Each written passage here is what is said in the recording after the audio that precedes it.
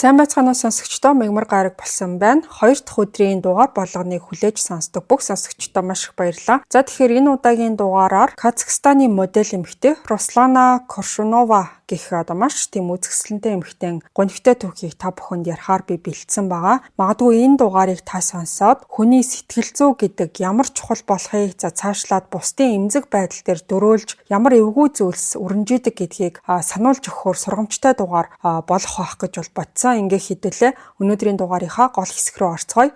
За Русланаг бол Орос Rapunzel гэж нэрлэдэг байсан. Яг л үлгэрийн гүнж шиг хөөрхөн, бас өвдгөө хүрсэн үстэй. Тэгээд 20 наснда л гэхэд Парис, Нью-Йоркийн хамгийн нэр нөлөө бүхий тайзан дээр алхаж, Nina Ricci брендing нүүр царай болж, British Vogue сэтгүүлэл түүнийг сэтгэл догтлуулам төрхтэй гэж онцолж магтсан байдаг. За гэвч төгс зургийн цаана хэний ч төсөөлөөгүй түүх нуугдчихсэн. За энэ бүхэн бол сүүлдээ эмгэнэлтэд төгсгөөл бас хариултгүй асуултуудаар дууссан түүх болж үлдсэн. Яагаад энэ эмэгтэй түүх одоо хүртэл загварын ертөнцийнхний дунд яригдаж, салбарын дарамт байсан уу, эсвэл бүтлгүй хайр дурлалын асуудал байсан уу, өөрийг нь тэр чигт нь өөрчлөнө гэж амласан хувь хүний хөгжлийн төвийн алдаа юу, эсвэл бүр тэрнээсээ ч хар бараан зүйлс байсан уу гэдгийг сонсогч та эцэст нь өөрийн зүгээс дүгнээрэй гэж хүсье. За түүний түүхийг ойлгохын тулд юр бусын амьдралынх нь эхлэл рүү буцаж харах хэрэгтэй. Орос Rapunzel гэж нэрлэгдэхээс өмнө Руслана Коршунова нь Казахстаны Алматы хотод өссөн маш тийм гярхай, амьдралын баяр баясгалан, хүсэл тэмүүлэлтэй охин байсан. Түүний бага насны амьдрал бол Vogue-ийн гялгар хуудасаас тэс өөр ертөнц байсан. Руслана 1987 оны 7 сарын 2-нд төрсөн. Боловсрол болон хөдөлмөрийг эрхэмлдэг тийм нэг гэр бүлийн хамгийн бага хүүхэд нь болж мэндэлсэн юм байна. Аавыгийн Сергей гэдэг айрамд алба хааж агаад Русланаг 6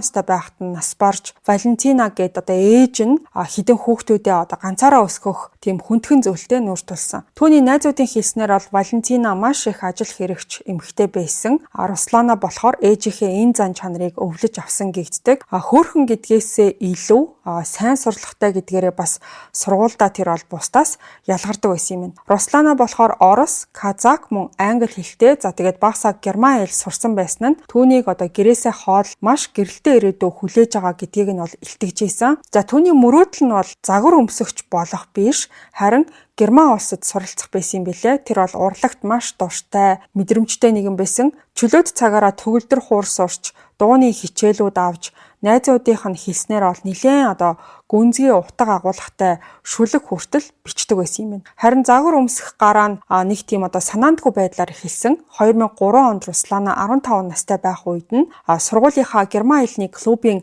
ахлахынхаа хүсэлтэйгээр All Asia гэх орон нутгийн сэтгүүлд зураг авахулахаар болсон юм билээ. За тухайн үедээ зүгээр л ингээд хоошод дурсамжтай гэж бодоод зураг авахулсан чинь түүний зургууд амьдралыг нь бол өөрчлөх хэмжээний болж хувирсан. Алматыгийн нэг ургамлын хүлэмжинд авахулсан зурган дээр Руслана бүслэхий хүрсэн хөрөн урт үстэй, үлгэрийн юм шиг дүр төрхтэй гарсан байсан. Тэр зургнууд нь нислэгийн үеэр тараагддаг тийм сэтгүүлүүдэд нийтлэгдээд Алматыгаас Москва руу нисж явсан Татьяна Чередникова гэдэг модель эмэгтэй Русланагийн зургийг олж харсан даруйдаа энэ охин од болж чадна гэж шууд бодсон байна. Татьяна олон мянган царай харж исэн ч гэсэн Руслана болохоор бусдаас өөр нэг тийм юр бусын юм шиг санагдсан юм байна. Тэгээд дараа нь гэрлүүнд холбогдсон чинь Валентина гэдэг ээж нь ерөөсөө ярианд нь итгээгүй. Ээжийнх нь хувьд бол загварын ертөнц гэдэг нэлээд эрсдэлтэй, хэцүүхэн гэсэн тийм төсөөлөлтэй байсан юм байна. Руслана одоо бол жоохон байна. Боловсрч сурах насан дээрээ байгаа. Суралцах асуудлыг мөрөөдөлтөөгөө хольж сольж болохгүй гэсэн үзэл бодолтой байсан. За харин Руслана болохоор ямар ч байсан нэг удаа туршаад үзье гэж ээжээсээ гуйсан ба. За ингээ эцэст нь ээжийн зөвшөөрөөд гэхдээ нэг бол нөхцөл тавьсан. Тэр нь юу байсан гэсэн чинь Русланагийн анхны аялалд нь ээж нь хамт явъя гэсэн тийм нөхцөл байсан. Ингээд 2004 он гэхэд Руслана бол Лондонд очиж Models 1 гэдэг агентлагтай гэрээ байгуулсан юм байна. Агентлагийн ахлах Debbie Jones Русланагийн зургуудыг нь хараад үлгэрийн номон дээрээс харж исэн юм шиг гэж хэлсэн байдаг. Энэ өгүүлбэр Русланагийн богинохон амьдралынхын турш дагсан байдаг. За тэгэхээр Руслана Алматыгийн энгийн нэг сургуулийн сурагч охины ширээнээс дэлхийд үнэлэгдэх томоохон агентлагийн хамгийн дур булаам дүр төрхтэй модель болж амьдрал нь ердөөл хэдхэн сарын дотор огцом өөрчлөгдсөн. Зарим хүний мөрөөдөд ч хүрдэггүй өндөрлөгт энэ нэмэгтэй бол хүрч чадсан байгаа. Гэхдээ энэ их нэр хүнд зөвхөн эерэг гэгээлэг байсан гэвэл бас үгүй. Хар бараан зүйлсүүд ч гэсэн түүний амьдралыг тойрч биш дайрч гарсан. За өөрөөр хэлэх юм бол Казахстанаас гаралтай Руслана маань загварын ертөнцид өөрөө бол донтож эхэлсэн байна. Ердөө 2 жилийн дотор тэр бол Christian Dior, Vera Wang, Kenzo-гийн тайзан дээр алхаж DKNY болон Nina Ricci зэрэг брэндүүдийн томоохон компанид ажлуудад оролцсон байсан. Ялангуяа Nina Ricci-гийн үнэртний сурталчилгаа нь түүний дүр төрхийг олон нийтийн оюун санаанд нь бат суулгаж чадсан. За тайзан дээр болон брендинг энэ компанид ажиллаар зогсохгүй Францын Elle сэтгүүл Орсын Vogue сэтгүүлийн нүүрэн дээр гарч 2006 онд Vogue Italy-гийн нүүр хуудсан дээр гарсан явдал нь өнөөдрийн хүртэл шүүмжлэлтэй яригддаг сэдэв болсон. Энэ цагаас хойш түүнийг Орос Rapunzel гэж нэрлэх болсон юм байна. Яг тухайн үеийн загварын чиг хандлагыг та бүхэн бараг мэдж байгаа бах. 2000-ад оны дунд үед бол ер нь маш тийм тодорхой үзмжинд илүү их энэ загварын хүмүүсд автдаг байсан байгаа. Нэг тийм турхай биетэй, цагаан шаазын юм шиг арьстай, бараг ингээд тэнгэрээс буусан юм уу гэмээр гинэн хонгор царайтай байх нь гол хайж байгаа тэр дүр төрх нь байсан. Кастинг дээр юр бусын үзэсгэлэн гоо бүсгүүчүүдийг хайж агентлахууд зүүн Европын орнуудаас тийм дүр төрхийг эрэлхийлдэг байсан. За Руслана ер нь бол тэрхүү давлгааны нэг хэсэг байгаа зогсохгүй. Яг тэр хайж исэн дүр төрхтэй нь төгс зогсож исэн. Гэхдээ загварын ертөнц өөрөө үн цэнтэй байдаг ч гэсэн маш харгас нөхцөлтэй. Нэг улиралд чи дизайнеруудын хайртай гол модель нь байсан бол дараагийн улирал хинч хараад санахгүй байгаа юм шиг болж хувирдаг. Русланад энэ хэмнэл нь үнэхээр хэрцгий санагдчихсан. Удаан хугацааны аяллууд Лондон, Парис, Нью-Йорк тэгээд Москва гэх мэт нааш цаашаага маш их байршлаа өөрчлөх шаардлагатай. Тэгээд түүний найзууд нь хэлэхдээ бол Руслана үргэлж ядарсан байдалтай, тэгээ байнга яарсан байдалтай, кастинг, зураг авалт, хувцас тааруулалт гээд нэгээс нөгөөрөө үргэлж завгүй байдаг байсан гэж дүрсэлсэн. Парис руу нүүх хүртлээр тэр бол үсээ өөрөө угаадаггүй, ээж нь үргэлж угааж өгдөг байсан юм байна. За энэ нэг жижигхэн баримт нь аль түүний амьдралын талаар маш ихийг өгүүлдэг. Vogue сэтгүүлийн нүүр хуудасны ард бол маш тийм гэр бүлсэг, ээжтэйгээ ойр дотн байдаг. За монголоор бол ингээд ээжийнхээ өврөөс гараагүй гэж ярьдэн штэ. Яг тийм охин байсан гэж бол хэлж болно. Тийм учраас ингээд хатуу чанга төрлийн дэглэмтэй тийм модель байж бол чадаагүй. Ингээд энэ асуудал нь ч магадгүй цаашдаа үүсэх хар бараан түүхийнх нь гол хүчин зүйл болсон байж магадгүй. Руслана бол ерөөсөө л маш залуухан, тэгээд эмзэг, өрсөлдөөн ихтэй харгас загварын ертөнц түүний хувьд арай л агтжсэн. 2007 он гэхэд Русланагийн хийсэн бүтээсэн зүйл намтар нь хинээс ч дутгааргүй бараг л бүх хүн атаархмаар төвшөнд хүрчихсэн байсан. За дэлхийн шилдэг дизайнерууд, олон улсын компанид ажлууд, ихэнх модельүүдийн зөвхөн мөрөөддөг тэр нэг хамгийн алдартай сэтгүүлүүдийн нүүр хуудсанд Руслана бол аль хэдийнэ гарчихсан байсан. Тэр бол гэрлүүгээ мөнгө явуулж санхүүгийн хувьд хангалттай дэмждэг. Нью-Йоркийн Манхэттны баян дүүрэгт амьдарч исэн юм билээ. Гэхдээ энэ амжилтын ард нэг зүйл өөрчлөгдөж эхэлсэн. Шин царай, шин дүр төрх тасралтгүй эрэл хайгуул болж идэг энэхүү загварын зах зээлд 20 настай Русланагийн хувьд хуучирсан юм шиг мэдрэмжийг төрүүлж эхэлсэн. Нэгэн цаг үед амьдрал нь ямар ч асуудалгүй болчлоо, баталгаатай болчлоо гэж боддог байсан захиалга болон ажил нь багасч эхэлсэн. За өөрийн гоо үзэсгэлэн, ажил хөдөлмөр, хяналт гээд бүх зүйл дээр тулгуурлаж өөрийгөө бүтээсэн хүнд бол иймэрхүү төрлийн эргэлзээтэй асуудлууд үнэхээр сүрэл юм шиг санагдчихсан. Түүнд ямар нэг зүйл жишээ нь ингээд зорилгыг нь сэргээх төрлийн аврал хэрэгтэй болсон. За тэгж байжгаад өөрчлөлтийг амласан нэг газрыг олсон юм байна. Харамсалтай нь тэр зүйл гүн харанхууруу түүнийг хөтөлсөн. За тэр газар нь болохоор дэлхийн сарнай гэдэг нэртэй өөрийгөө төгөлдржүүлж амьдралаа илүү үр дүнтэй болгох арга замыг бид заана гэсэн тийм сүрчин лозунтой. За арай ойлгомжтой тайлбарлая гэх юм бол ингээд хувь хүний хөгжлийн төв гэж хэлж болохоор тийм нэг газар байсан ба. Зарим хүнд энэ газар яг л сэтгэл зүйн эмчилгээ юм шиг санагддаг байсан ба. Харин бодит байдал дээр гэсэн чинь бараг л нэг шашны гаж урсгал шиг сэтгэл зүйн сургалт дээр тулгуурласан байгууллага байсан талаар энэ төвд урд нь одоо явж исэн хүмүүс нь маш их шүүмжилж ярьсан байдгийн билээ. За энэ нэг дэлхийн сарны гэдэг байгууллага нь одоо яг ямар учиртай вэ гэхээр Америкийн нэгдсэн улсад нэлээд одоо хил ам маргаан дагуулж исэн Life Spring гэдэг хөтөлбөр байд юм байна л да. Тэр нь яадаг вэ гэсэн чинь насанд хүрэгчдэд зориулсан дэмжлэгт хөтөлбөр, сүнслэг болон манлайллын хөгжлийн хөтөлбөр.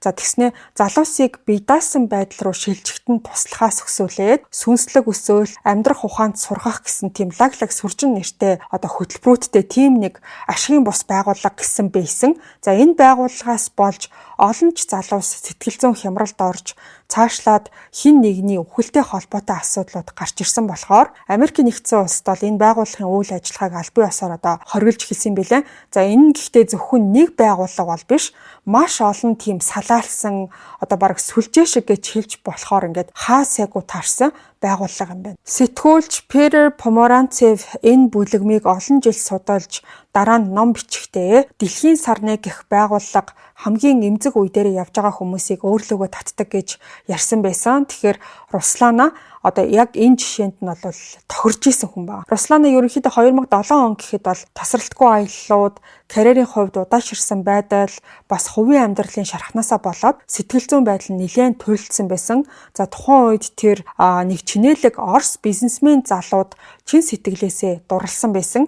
Тухайн үед тэр залуутай одоо ингээд гэрлэн гэж хүртэл боддог байсан баг. Ямар сандаа гэрлүүгээ дагуулж очоод ингээд ээжтэйгээ хүртэл тэр залууга танилцуулж исэн юм билээ. Гэхдээ гинэтл ингээд бүх зүйл нь дууссан. За найзуудынх нь хэлснээр бол тухайн салалт Русланаг маш хүнд байдалд оруулсан. Тэр ерөөсөө ойлгохгүй байсан гэсэн байна. Уг нь бол тэр залуутайгаа гэрлээд хүүхэдтэй болоод тайван сайхан амьдрахыг хүсэж исэн.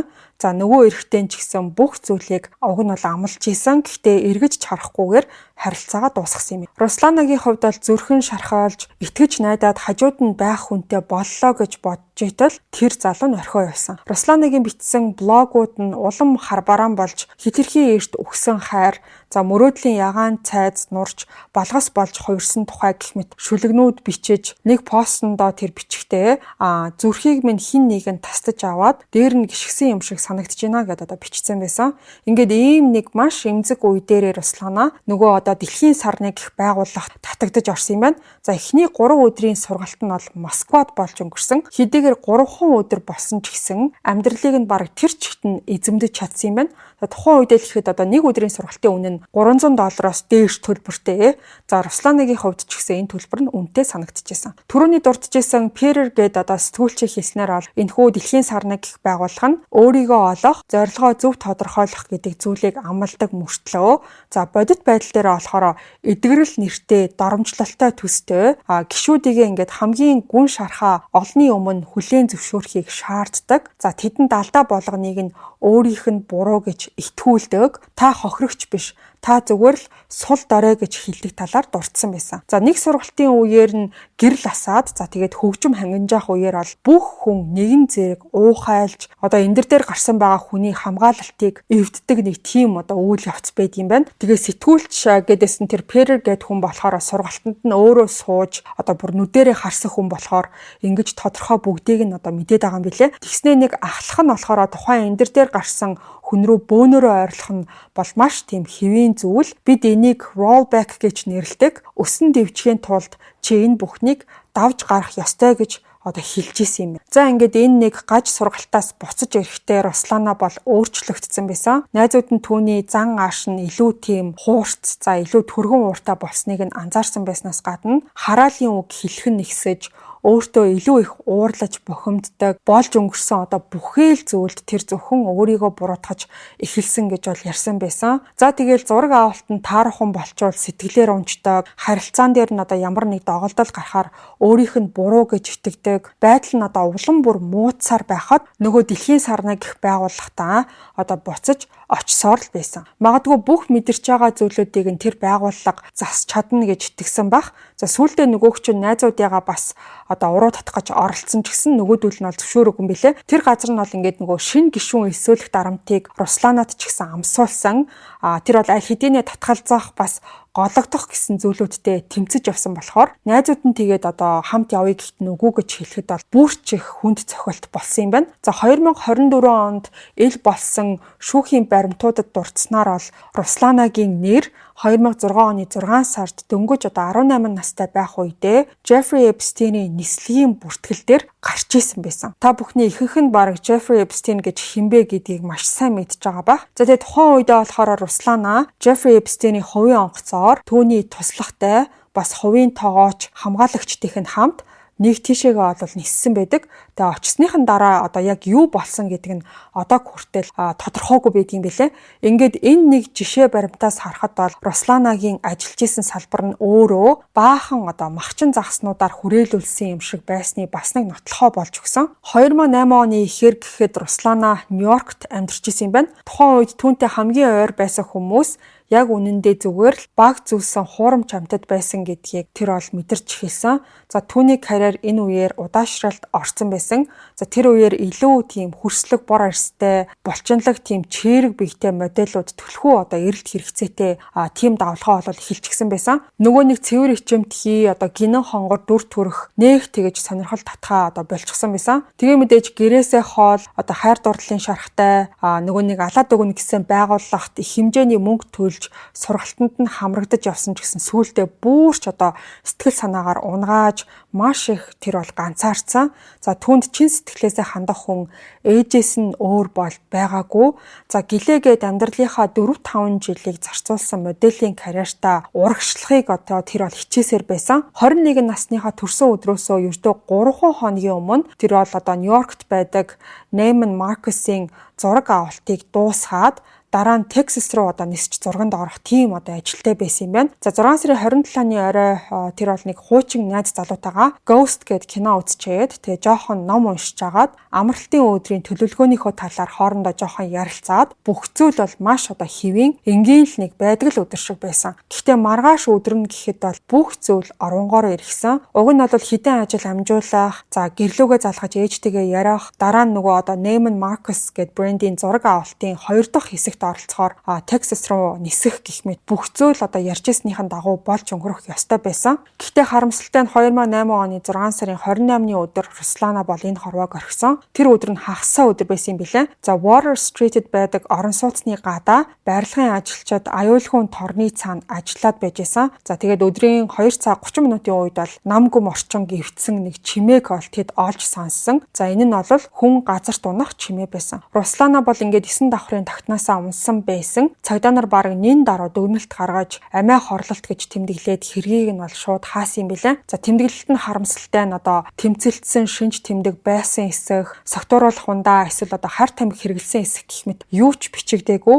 Яг үнэндээ ийм төрлийн амиа хорлолтыг бол нарийн ширээнийг ухаад үзвэл маш олон түүхийг өгүүлж идэг. Зүгээр хамгийн энгийн жишээ гэхэд Руслана бол өндрөөс одоо маш их айдаг тийм хүн байсан юм билээ. Түүний экс найз залуугийн хэлснээр бол тэр хизээч ингээд тагтны хашлах хэсэг рүү ойртдоггүй. Тэндээс тонгоох тухай бол яриад ч хэрэггүй гэсэн байсан. Гэхдээ хамгийн эвгүй байсан зүйл нь гэх юм бол түүний гадаад төрх байсан. Карьераа өөрөө бүтээж мөнгө хангалттай олж Орос Rapunzel гэдэг хоч хүртэл авсан байсан Русланагийн нөгөө урт үс нь байхгүй болцсон байсан. Үс нь болохоор маш богино. За тэгээд ингээд жигд биш, яруу сан руу ингээд одоо хайчаар ингээд таачлаа тайрцсан юм шиг харагдчихсан. Русланагийн амьдарч исэн байрнаас нь цагдаа нар ямар ч эмх замбраагүй зүйл байгаагүй гэж бол мэдгдсэн. Сэтгэл санааны одоо гүн хямралд орсон эмэгтэй шинж тэр гэр дотор байгаагүй. Цэвэрхэн эвхээд тавьсан цагаан хэрэгсэл орон дээр нь байсан.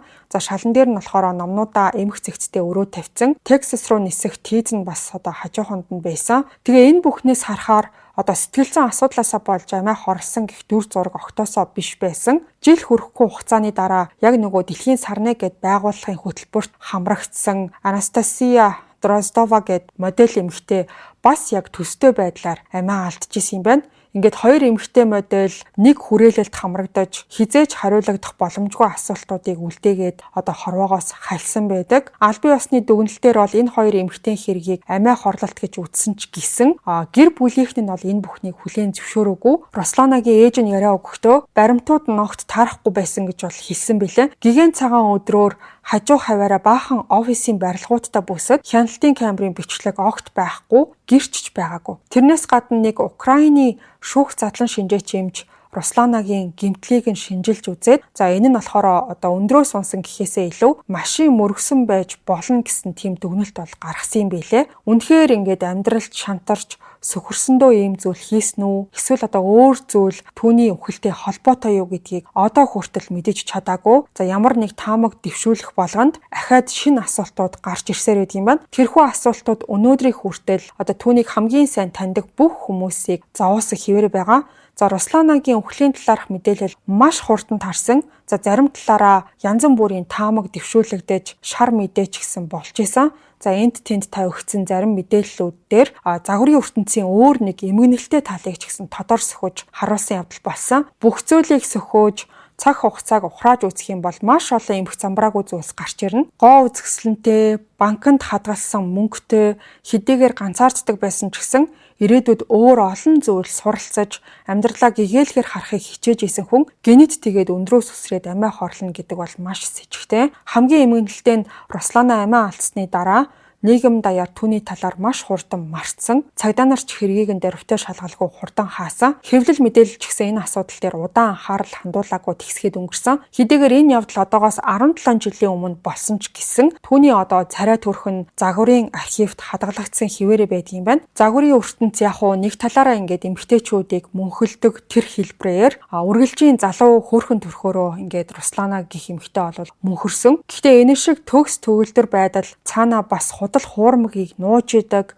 Энэ бүх зүйлийг бусдад сануулсан тийм нэг харамсалтай түүх болохоор өнөөдрийг хүртэл ингээд бидний дунд яригдж байгаа бах. Гаднаас нь харахад төгс зураг авалт, төгс компанид ажлууд, төгс тайзны алхаа юм шиг харагддаг ч гэсэн цаана нь асар их төвчээр, заримдаа сөхөрмөөр санагддаг үе, сэтгэл зүйн золиос гэх мэт маш өргөн хүрээг хамарсан чимээгүйхэн хэцүү сэдв хөвөрчидэг гэдгийг та бүхэн ойлгосон байх. Ингээд энэ хэргийн талаар та нар юу гэж бодов? Руслана гэх эмэгтэйд яг үнэндээ юу тохиолдов? Энэ хүнийг бүтээж, дараа нь өргөмжүүлж, сүүлд нь мартсан энэ загварын салбар энэ бүхэнд буруутай юу? Эсвэл хувь хүний тарих толгойг угааж хүний хөгжил ярьсан калт шиг байгууллага буруутай юу? Хитрхи хэрцгий гэж нэрлэгддэг ертөнцид маш залуудаа орсон нь магадгүй давж гарах сэтгэл зүйн бэлтгэлгүй байсан болохоор буруу тал руугаа хивээсэн байж бас магадгүй. Яг тухайн үедээ бол нэлээд хүчтэй энэ талаар мэдээлэл цацагдаж Русланаг депресд орсон, тэгээд стресснээсээ болоод амиа хорлсон гэсэн мэдээлэл хаа сайгүй цацагдчихсэн юм билээ. Зарим мэдээлэлдэр болохоор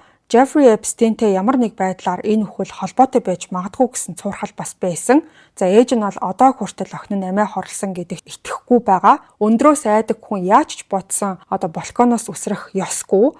Үнэхээр амиа хорлоё гэж бодсон бол тэгж үсрэх нь түүний сонголт байх боломжгүй гэсэн зүйлийг ярьсан байсан. Ер нь модельуудыг хариуцж байгаа агентлагууд нь яаж л бол яаж ашиглах нэг тийм хоорондын гэрээгээр тусгагдсан гэдэг үндслэлээр хэцүү зүйл хийлгэх тохиолдол бол маш их байдаг гэж сонсч байсан. Заавал ингээд туранхай байх, хоол идсэн бол тэрийг бөөлжиж гаргах, цаашлаад ингээд баян эрчүүдтэй зугаа цэнгэлд орооцолдох гэх мэт бидний мэдхээс мэдэхгүй хүртэл асар олон хар бараан зүйл байдаг бах. Тэрнээс гадна энэ удаад дурддагдсан хувь хүний хөгжлийн байгууллага гэх мэт маш гоё нэр өөрсөндөө өгсөн, ашигын бус гэсэн мөртлөө сургалтаа тийм үнэтэй зардаг. Зарим нь бүр үнэгүй баахан сургалтуудтай ч байдаг. Баахан хүн цоглуулчаад тархийг нь угаагаад нөгөөдөл нь ахиж хүмүүс элсүүлээд яг шашны сургаал заахгүй ч гэсэн энэ бол яа харахгүй гаж урсгалын систем ийм маягаар үйл ажиллагаагаа явуулдаг. Тарих угаалтанд автснаа хүн ерөөсөө тухайн үедээ өөрөө ойлгодоггүй явдгийм билээ. Энэ хүн үнэхээр зөв юм ярьж гин, үнэхээр үндэслэлтэй санагдаж гин гэх мэт ийм зүйлд битгий цаг заваа зарцуулаарай, хэнийг ч битгий ятгаарай, хинд ч битгий ятгагдаарай гэж би бас зөвлөмөр байна. Ингээд энэ удаагийн дугаар маань энэ хүрээд өндөрлөх боллоо. Нэлээд олон сэдвийг бас богино хугацаанд хүндсэн сэдв байлаа гэж бодсон. Та бүхэнд бүгдээрэнд нь сэтгэл зүйн амар амгалан хүсье. Ингээд хэдүүлээ дараагийнхаа дугаараар эргээд уулзъя.